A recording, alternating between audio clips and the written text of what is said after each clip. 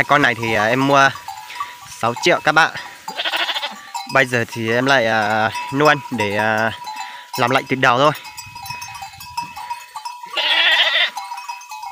Đá của bác cũng rất là nhiều, nhưng mà cũng bị bệnh ấy thì bác mất đi một nửa.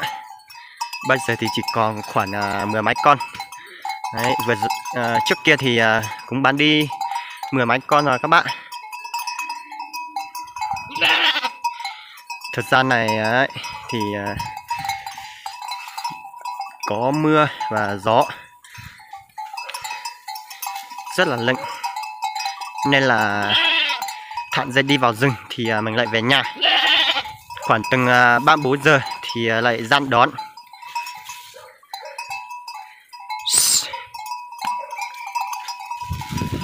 Đấy.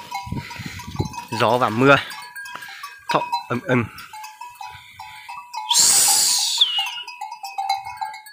Đàn của em thì trước thì có khoảng 19 con, nên là chết hết rồi, rất là buồn. Đấy. Em cũng lúc bệnh ấy thì em cũng phát hiện ra, em đi mua đi gà thú y để mua thuốc về.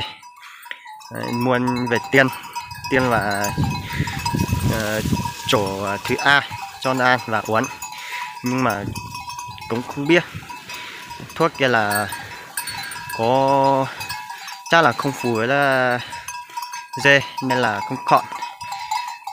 Thì em cũng rất là buồn, vì em cũng vừa tật nuôi dê ngày xưa các ông các cụ nó nuôi thì không có bệnh tật gì, nên là em cũng nghĩ là em sẽ nuôi dê. Đấy. Cái nghề nuôi dê cũng là nói chung là cũng không vất vả gì. Đấy, mùa này thì thả nó vào rừng thì mình có thể về nhà. Đến giờ về nhà thì mình chỉ là gian đón thôi. Đấy. Nếu mà đến mùa trồng ngô thì mình phải đi trông cả ngày. Đấy, thời gian đấy thì cũng đi trông cả ngày thì nói chung là cũng vất vả. Trời mưa, trời nắng cũng phải đi. Nhưng mà thời gian này thì thu ngô hết rồi thì mình có thể thả đi vào rừng thôi. Nó đi ăn cỏ tự nhiên, nên là mình về nhà. Đấy, thì cái clip hôm nay thì em xin chia sẻ cho quý cô chú bác như thế này. Video của em thì sẽ dừng tại đây. Xin chào tất cả mọi người, hẹn gặp lại video tiếp theo.